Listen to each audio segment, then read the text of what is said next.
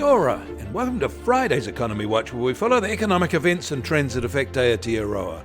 I'm David Chaston, and this is the international edition from interest.co.nz, and today we lead with news. Tariff costs seems to be having a much more impact on US prices than on global trade. But first, US initial jobless claims rose slightly last week to 199,000, but that was slightly lower than seasonal factors would have accounted for. There are now just over 2 million people on these benefits, 100,000 more than at the same time last year. However, rising much more were producer prices. They were up 3.3% in July from a year ago, a jump from June's 2.4% and much higher than the expected 2.5% rise. This ends a period where these costs eased since February, with a notable reversal. The month-on-month rise was outsized, and we make that the largest non-pandemic jump since 2012. This data is having traders rethink their bets on the September 18 US Fed review.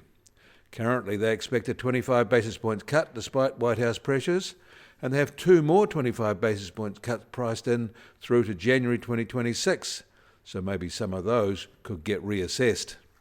Today's PPI data may signal the tariff-induced inflation is only just starting.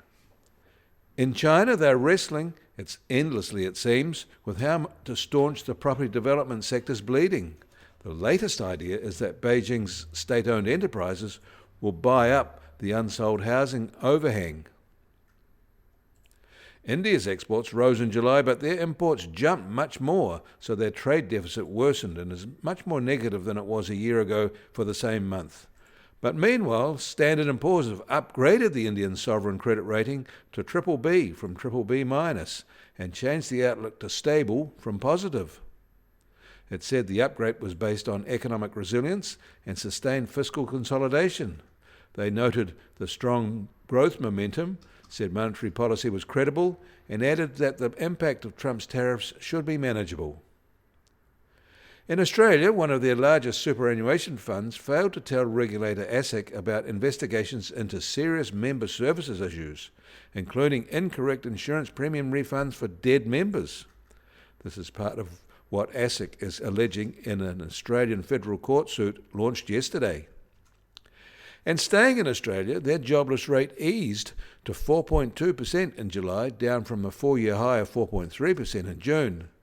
The decline was driven by a drop of 10,200 in the number of unemployed, bringing that to a total of 650,000. Meanwhile, employment rose by 24,000 to a record high of 14.6 million, following a downwardly revised gain of just 1,000 in June. Full-time employment rose by 60,000, while part-time positions fell by 36,000. Female participation hit a record high of 63.5%. Global container freight rates fell in a broad shift lower to be 3% lower last week from the prior week and down 59% from year-ago levels. But those year-ago levels were unusually high due to the Red Sea security factors back then.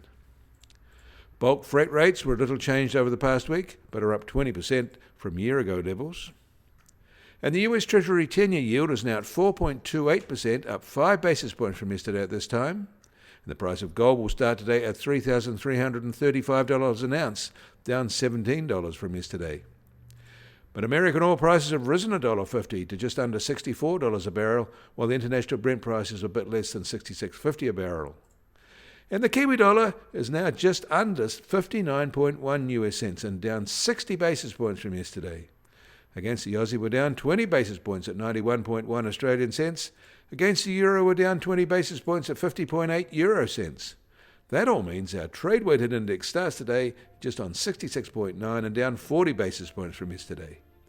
And the Bitcoin price starts today at $117,741 and down 3.1% from yesterday. Volatility over the past 24 hours has been moderate, though, at plus or minus 2.6%. You can get more news affecting the economy in New Zealand from interest.co.nz. Kia ora, I'm David Chaston, and we'll do this again on Monday.